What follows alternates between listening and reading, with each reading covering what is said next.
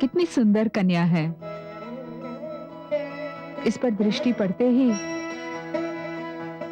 मेरे शरीर में जैसे ममता का स्रोत फूट पड़ा, जैसे कि ये भूमि से नहीं, मेरी कोख से जन्मी हो। प्रिय, तब तो मैंने जो निश्चय किया है वो सर्वथा उचित है। क्या निश्चय किया है नाथ?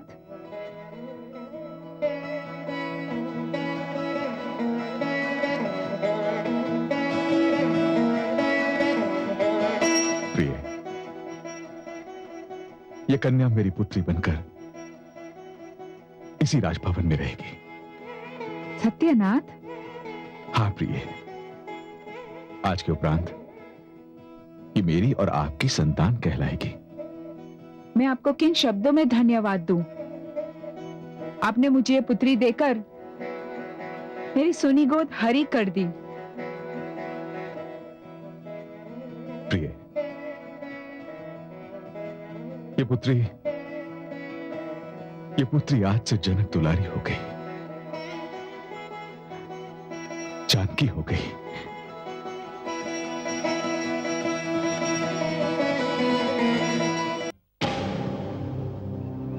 ये कैसे संभव है? ऐसे अनर्थ हुए तो हमारे समाज की तो नींव हिल जाएगी। आप सत्य कहते हैं आचार्य। यदि लोग यूं ही आगे चलकर खेतों में पड़े शिशुओं को अपनी संतान बनाने लगे तो सामाजिक व्यवस्था का क्या होगा, जो हमारे पुरखों के परिश्रम का फल है और न जाने हम उस पर कब से चलते आ रहे हैं। हाँ, किंतु हे आचार्य, यदि राजा जनक ने स्वेच्छा से किसी कन्या को अपनी पुत्री माना है तो उसमें हम कौन होते हैं आपत्ति करने वाले? ये कैसी बिना सिर पैर की बात कही आपने। अरे राजा जनक उच्च कुलीन है, महारानी सुनैना भी उच्च कुलीन है, किंतु ये भूमि कन्या उच्च कुलीन है अथवा नहीं हमें पता नहीं। इसके शरीर में किसका रक्त है हमें ये भी नहीं पता, और इसका कुल उसका तो हमें बिल्कुल ही नहीं पता। नहीं, हम ये सहन नहीं कर सकते। हाँ, हम मिथिला नरेश से जाकर पूछेंगे कि वे हमारे पुरखों की परंपरा को क्यों तोड़ रहे हैं। उन्हें हमारे प्रश्नों का उत्तर देना होगा। हाँ हाँ, उन्हें उत्तर देना ही होगा। हाँ, चलिए हाँ, चलिए चलिए, चलिए चलिए।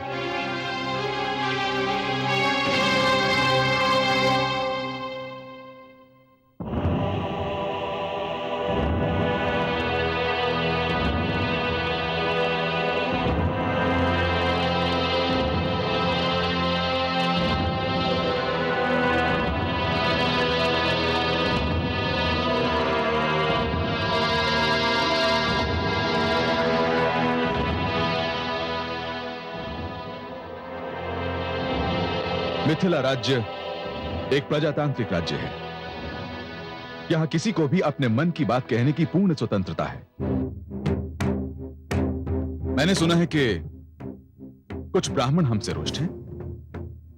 हाँ महाराज, हमें सुनकर बहुत दुख हुआ कि आप उस दिन भूमि से प्राप्त हुई कन्या को अपनी पुत्री बनाने की सोच रहे हैं। सोच रहा नहीं हूं ब्राह्मण देव, सोच चुका हूं, निर्णय ले चुका हूं।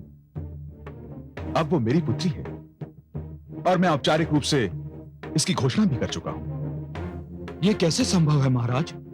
उस कन्या का तो गोत्र, वंश तथा समाज का कुछ अता पता नहीं। हाँ महाराज, वो ये भी नहीं जानता कि उसके माता पिता हैं कौन। हाँ, वंश, गोत्र, समाज, क्या आप कैसी बातें कर रहे हैं श्रीमान? वो कन्या है, वही कन्या जो माता का रूप होती है। वो तो जननी है। आप मुझे क्षमा करें श्रीमान, किंतु आप उसका वंश, गोत्र और समाज पूछ रहे हैं जो स्वयं वंश, गोत्र और समाज को जन्म देती है। उसका कुल तो समस्त संसार है। क्या इस धरती पर कोई भी वंश, गोत्र या समाज बिना कन्या के जन्म ले सकता है? मुझे तो लगता है कि ईश्वर ने मुझे इसीलिए संतान नहीं दी थी कि मैं इस कन्या का पिता बन सकूं।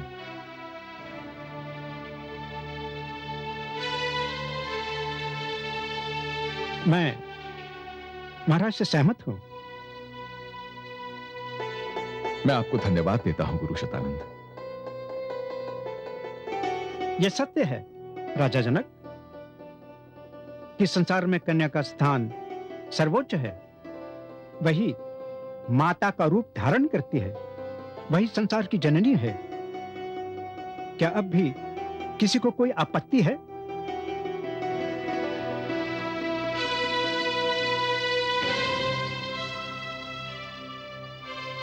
नहीं, कोई आपत्ति नहीं। मैं राजगुरु होने के नाते घोषित करता हूं कि मिथिला नरेश जनक को भूमि कन्या को अपनी पुत्री मानने का पूरा अधिकार है।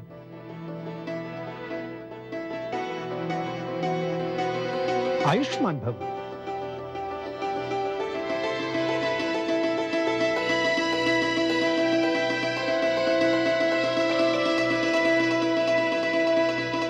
ॐ अग्नेनाय सुपधाराय अस्मान् विश्वानि देवयूनानि विद्वान् यूयोऽद्यस्तु गामेनो भूः इष्णान्ते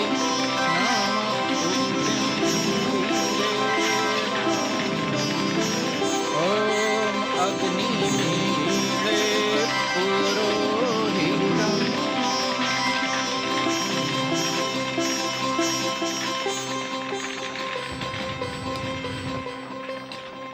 हे मिथिला नरेश, आप अपनी पुत्री का नामकरण करना चाहते थे। जी गुरुदेव। तो सुनिए, ये कन्या रूप, गुण और चरित्र में समस्त संसार के लिए उदाहरण बनेगी। नारी के चरित्रवती होने की कसौटी कहलाएगी। संसार में इसकी पूजा की जाएगी। ये कन्या अब आपके विदय वंश का अंश बन गई है, इसलिए ये वैदेही भी कहलाएगी। आपने इसे अपनी पुत्री मान लिया है, इसलिए इसे जानकी भी कहकर पुकारा जाएगा। हे गुरुदेव, इस कन्या का अपना एक अस्तित्व भी है। ये सारे नाम तो इसकी उपाधियां मात्र हैं। स्वयं इसका भी तो कोई नाम होना चाहिए गुरुदेव। अवश्य। हे राजा जनक, आपने इस कन्या को एक खेत में पाया था, और उस समय पाया था जब आप धरती पर हल चला रहे थे। इसलिए मैं इस कन्या को सीता नाम देता हूं। सीता अर्थात? सीता अर्थात धरती पर हल चलने से बनने वाली रेखा, यही इसका नाम होगा। इसी नाम से ये ख्याति पाएगी, इसी नाम से इसकी पूजा होगी। सीता, जनक दुलारी सीता।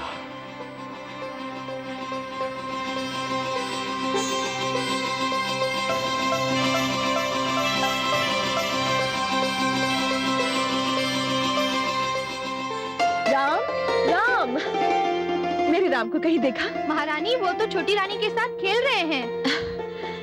दोनों को एक दूजे के बिना चैन ही नहीं आता।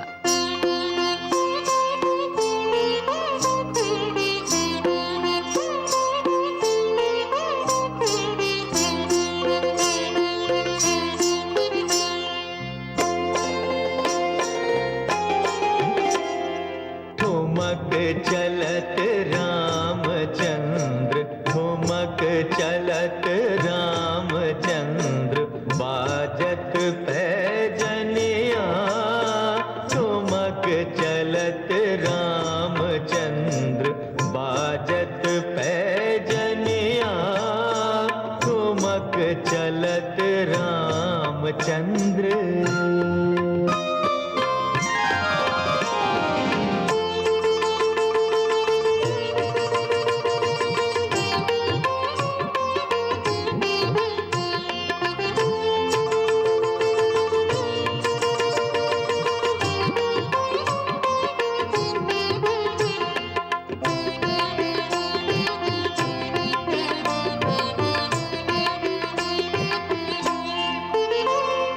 किलके उठत चलत धाय, किलके उठत चलत धाय, परत भूमि लट पटाय, परत भूमि लट पटाय।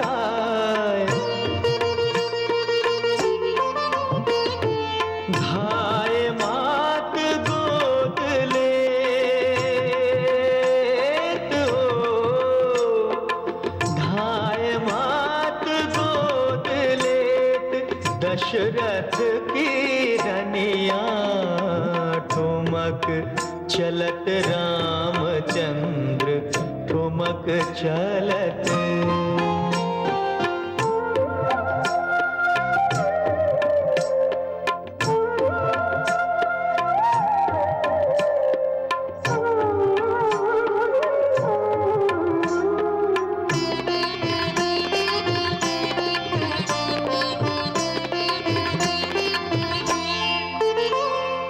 तुलसीदास अति आनंद, तुलसीदास अति आनंद, निरखी के मुखार विंद, निरखी के मुखार विंद। रघुवर की छवि अपार हो, रघुवर की छवि अपार, रघुवर मुख बनिया ठुमक चलत रामचंद्र ठुमक चलत रामचंद्र। बाजत पैजनिया ठुमक चलत रामचंद्र, बाजत पैजनिया ठुमक चलत रामचंद्र।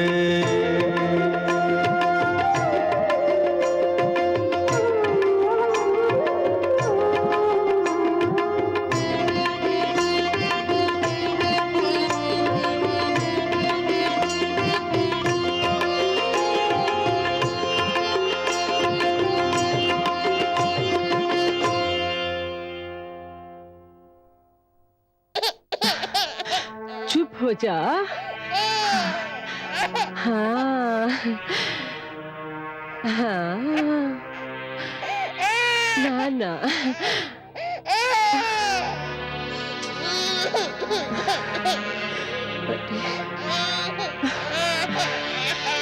अरे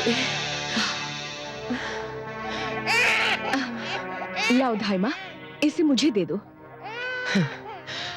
अब ध्यान आया। मैं तो समझी थी कि महारानी कौशल्या के पुत्र के ध्यान में तुम ये भी भूल चुकी हो कि तुम्हारा भी कोई पुत्र है। धाइमा, मैं आपकी भावना समझती हूँ, पर मैं क्या करूं? राम है ही ऐसे प्यारे कि मेरी दृष्टि उनके मुख से हटती ही नहीं। मेरी ही नहीं, सबकी यही दशा है। देखा नहीं है आपने, सब उनके चारों ओर कैसे मंडराते रहते हैं। हाँ हाँ, देखा है मैंने, भली भांति देखा है। किंतु दूसरे के बालक से स्नेह करने का ये अर्थ तो नहीं कि अपने ही बालक को भुला दिया जाए। भरत का तुम पर सर्वप्रथम अधिकार है। मैं जानती हूँ धाइमा, किंतु क्या आप जानती हैं, जितना मैं राम को चाहती हूँ उतना ही महारानी कौशल्या मेरे भरत से प्रेम करती है। मैं इस विषय में क्या कहूँ, छोटा मुंह बड़ी बात होगी। मैं तो केवल ये जानती हूँ कि मेरा भरत तुम्हारे प्रेम को तरस रहा है, और मुझे ये तनिक भी अच्छा नहीं लगता, तनिक भी अच्छा नहीं लगता। आप अपनी भावनाओं की बंदी हैं धाइमा, कभी उनसे ऊपर उठकर तो देखिए, आप भी राम को प्रेम करने लगेंगी। लाओ, मेरे पुत्र को मुझे दे दो। अरे अरे अरे अरे, मेरा लाडला पुत्र, अरे मेरा लाडला पुत्र। क्यों? अरे देखा, ये भी मेरी बात से सहमत है।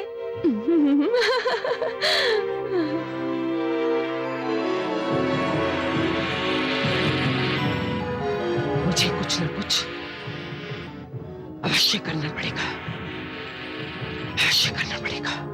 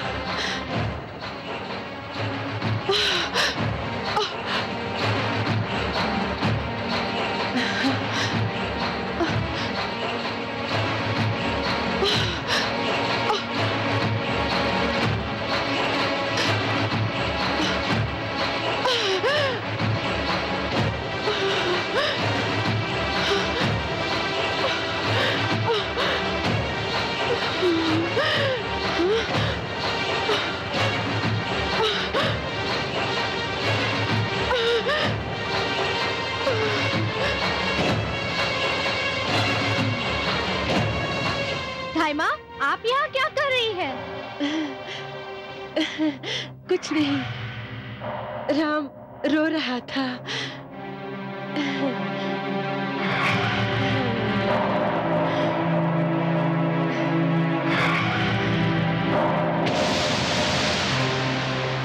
सावधान, लंकापति रावण पधार रहे हैं।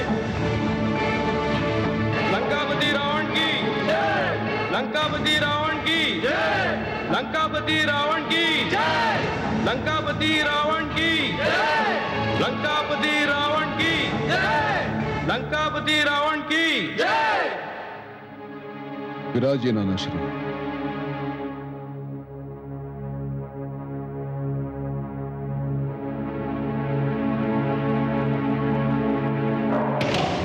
हे मेरे प्रिय प्रजाजनों, मैं आपके लिए एक अनुपम भेंट लाया हूं। बंदियों को प्रस्तुत किया जाए।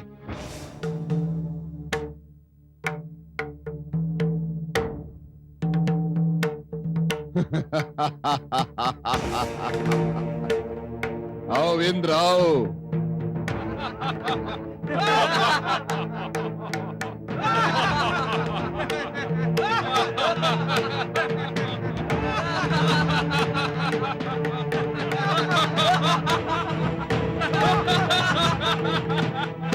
आओ।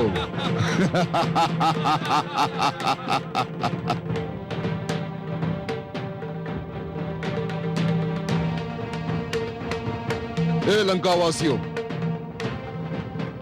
मैं तुम्हारा नरेश रावण, लंकापति रावण, लंकेश रावण, तुम्हारे लिए देवलोक विजय करके आ रहा हूं। ये सारे देवता जिनकी मानवलोक में पूजा की जाती है, अब मेरी चाकरी करेंगे, लंकापति रावण की चाकरी। कोई मेरे राजभवन में झाड़ू लगाएगा, कोई मेरे लिए भोजन परोसेगा और कोई मेरे पैर दबाएगा, लंकापति रावण के पैर। क्यों इंद्र, मैंने सत्य कहा ना? हा? ये सारे के सारे मेरे दास बनेंगे। ये देवता स्वयं को उच्च समझते हैं, श्रेष्ठ समझते हैं। देखो लंकावासियों, देखो मैंने किस प्रकार इनके गर्भ से तने हुए सिरों को झुका दिया है, किस प्रकार मैंने झुका दिया है। और अब मेरा अगला पग होगा मानव लोक की ओर। धरती, पाताल, आकाश, मैं तीनों को अपने अधीन कर लूंगा। त्रिलोक में केवल एक ही राज होगा, रावण राज। हाँ, रावण राज। देवताओं के दिन अब समाप्त हो जाएंगे। विष्णु की प्रभु सत्ता भूली हुई कहानी बन जाएगी। त्रिलोक में केवल एक ही नाम गूंजेगा, दसों दिशाओं में केवल एक ही नाम गूंजेगा, पृथ्वी, पाताल, आकाश में केवल एक ही नाम गूंजेगा, रावण। महान रावण, सर्वशक्तिमान रावण। ऐसा कुछ नहीं होगा लंकेश।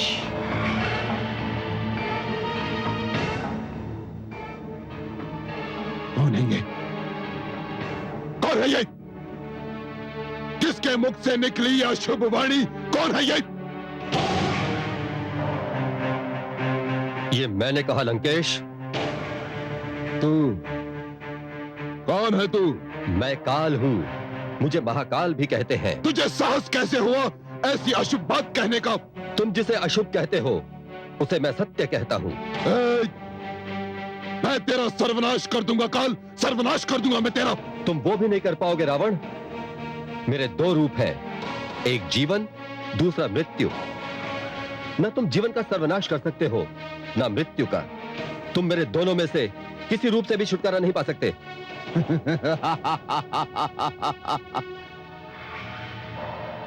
रे मूढ़ बुद्धि, क्या तू जानता है कि तू किससे बात कर रहा है? हाँ, मैं जानता हूँ। मैं लंकापति रावण से बात कर रहा हूँ। तू ये जानता है कि मैं लंकापति रावण हूँ, फिर भी तुझे भय नहीं हो रहा?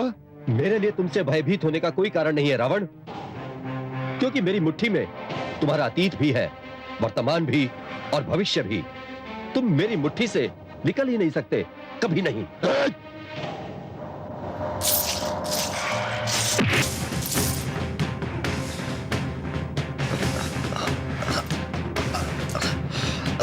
तू इस मुट्ठी की बात कर रहा है? देख, खोल दिया मैंने अपना अतीत, वर्तमान और भविष्य। देख, खोल दिया मैंने। ये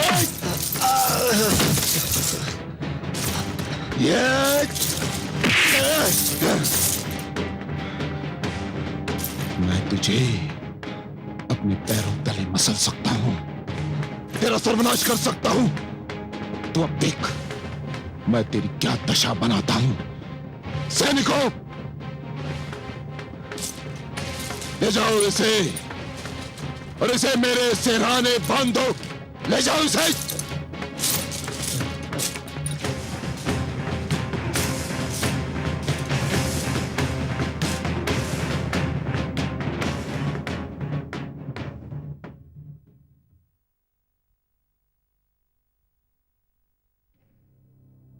कौन है आप? मैं काल हूं देवी, मुझे आपके पतिदेव ने बंदी बनाया है। ये मेरे स्वामी को क्या हो गया?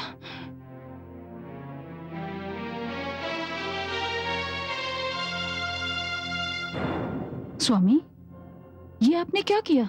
क्या किया? आपने काल को बंदी बना लिया? हाँ, काल को बंदी बना लिया, इसे अपने सिरहाने बांध दिया और संसार को बता दिया महारानी कि लंकापति रावण के समक्ष काल की भी कोई गिनती नहीं। स्वामी, आप तो विद्वान हैं, आप तो जानते हैं कि काल का दूसरा नाम मृत्यु है। तो क्या हुआ महारानी? आपने बहुत बड़ा अनर्थ कर दिया स्वामी। वो कैसे? स्वामी, आपने मृत्यु को सिर पर लाकर खड़ा कर दिया, स्वयं के इतना निकट। स्वामी, मैं तो सिर से पांव तक कांप उठे हैं स्वामी। आप सर्वनाश को घर के भीतर ले आए हैं। महारानी, आप सदा ही मेरा विरोध करती रहती हैं, ऐसा क्यों? नहीं स्वामी, मैं तो आपसे प्रेम करती हूँ, मैं तो आपकी अर्धांगिनी हूँ। मैं तो सदा वही कहती हूँ जो आपके हित में होता है। आप भले ही इसे विरोध कहें, पर स्वामी, मैं आपके, अपने और इस वंश के हित में ही कहती हूं। इसे मुक्त कर दीजिए स्वामी, इसे मुक्त कर दीजिए। क्या कहा आपने? मुक्त कर दूं?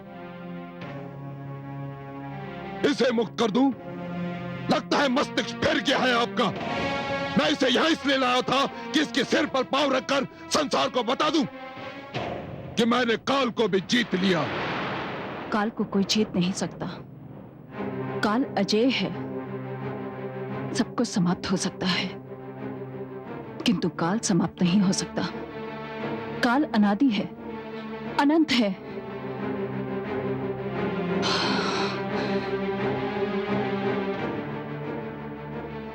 स्वामी, इसे मुक्त कर दीजिए।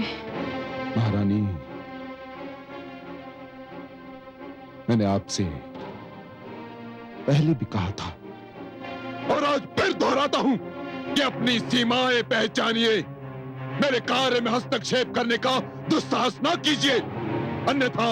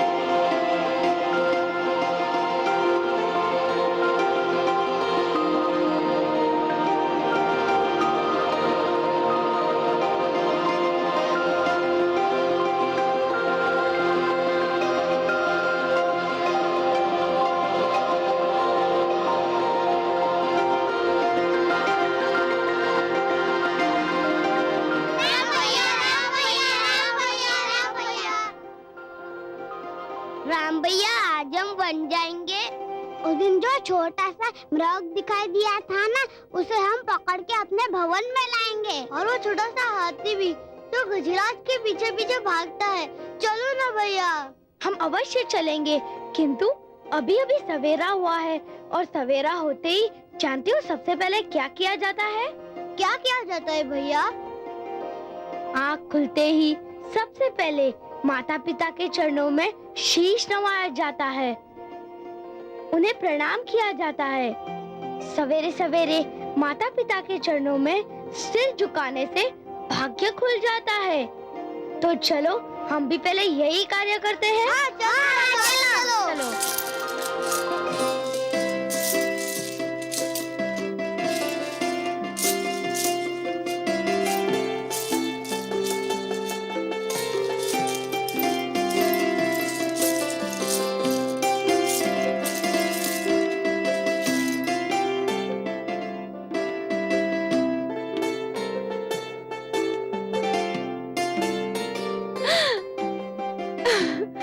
मेरे लाल,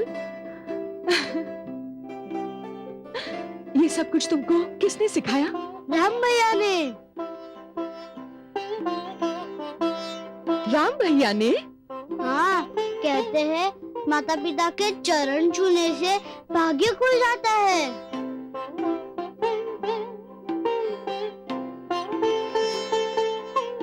हाँ। पुत्र,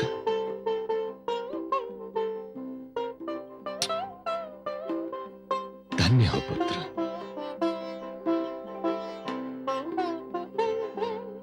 ये तुमने कहां से सीखा पुत्र? मैंने जो भी सीखा अभी से सीखा पिताश्री।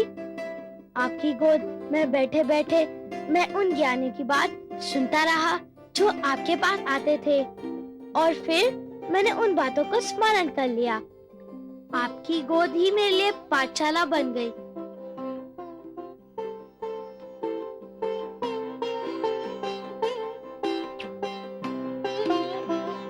यशस्वी भव पुत्र, यशस्वी भव।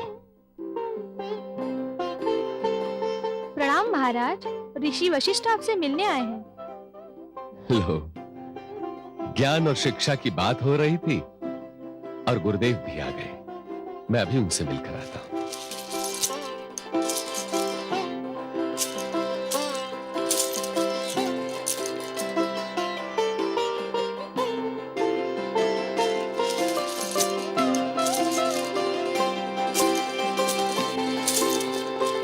प्रणाम गुरुदेव।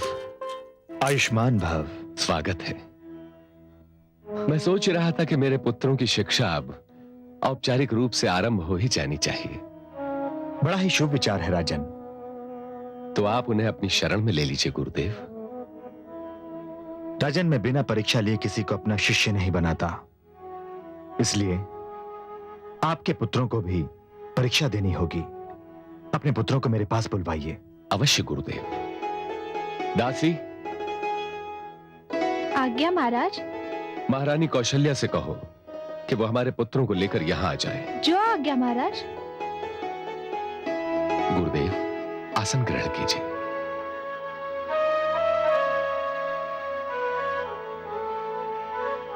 मुझे आशा ही नहीं वरन पूर्ण विश्वास है कि मेरे पुत्र आपके शिष्य बनने के योग्य सिद्ध होंगे।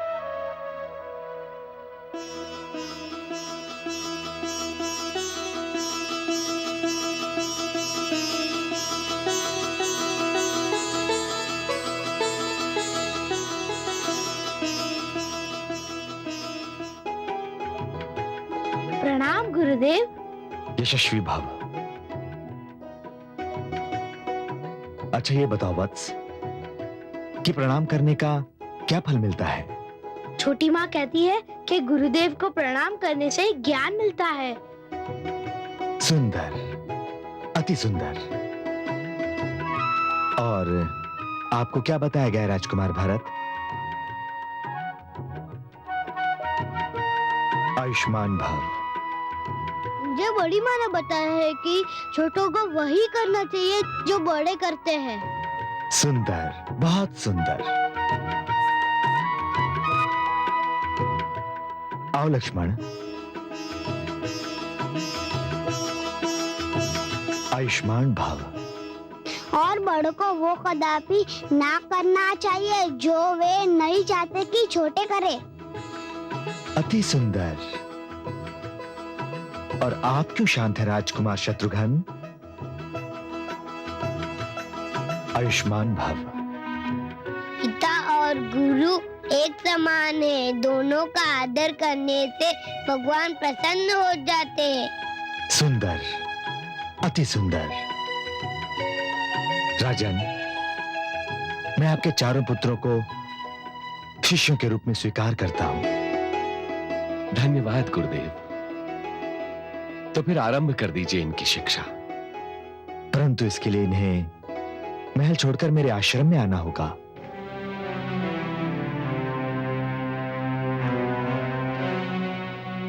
गुरुदेव, ये कैसे संभव है? परंतु क्यों संभव नहीं है राजन? गुरुदेव, मैं इन चारों, विशेषकर राम के बिना तो एक पल भी नहीं रह सकता। इन चारों की दूरी मेरे लिए बहुत बहुत कष्टदायक होगी।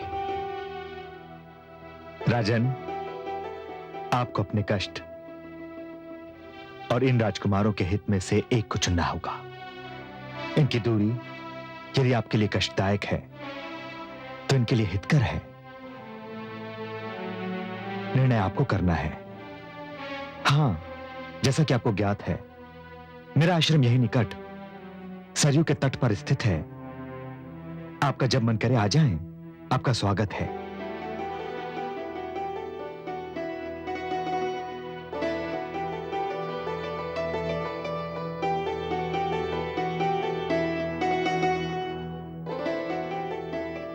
तो गुरुदेव,